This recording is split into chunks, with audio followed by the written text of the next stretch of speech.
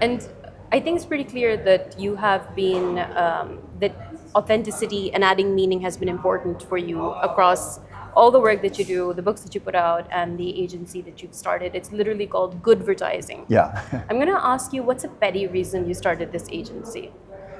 To be honest, I was young, creative that by chance started an agency, and working a couple of years in that agency and trying to manage sort of really wanting to do amazing creative output. And then we were having the climate summit in Copenhagen, and being a Dane, I obviously had extremely high expectations to our elected government leaders. Tony Blair was there, Barack Obama, all these important people, and nothing came out of it. And so at that time, I just asked myself, what can I do as a marketeer, as a communicator?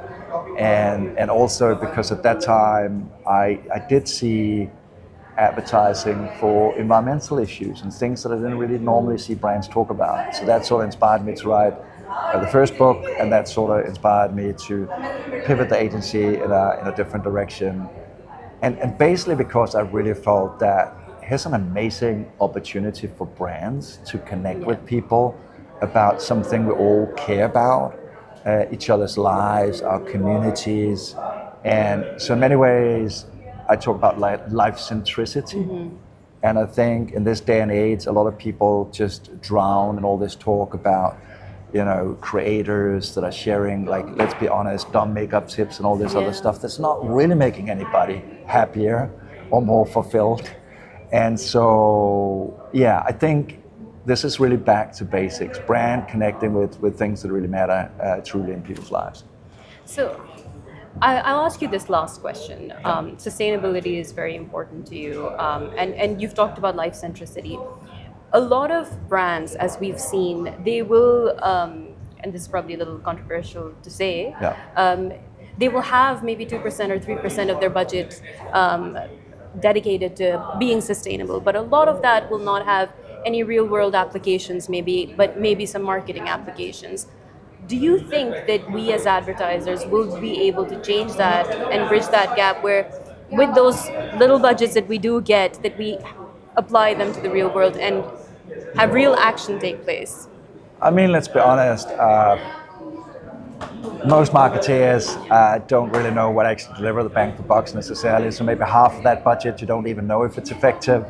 I do actually think those 2, 3, 5% truly matters.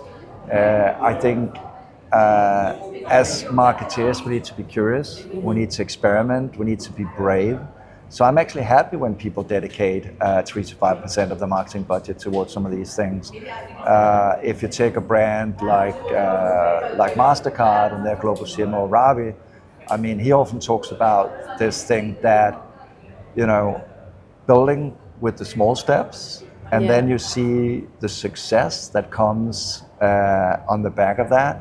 And I think MasterCard have shown across campaigns that is possible. So yes, you might not be a Dove or some of these iconic chains brands, but I think dedicating those 3 to 5% and seeing, does this take off? Does this connect with people? Does this drive change?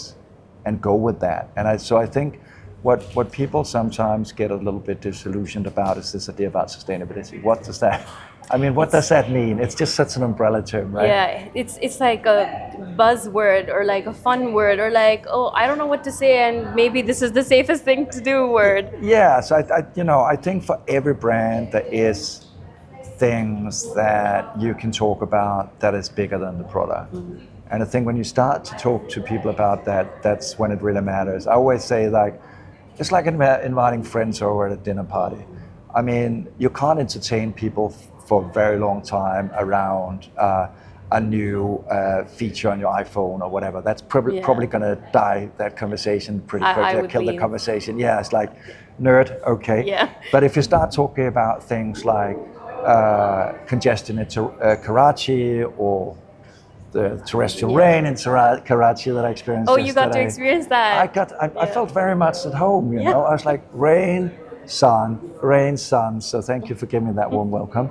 No, but so I think it's really like picking those things that does matter And I think this is things that are very shareable. It's things that can build pride internally.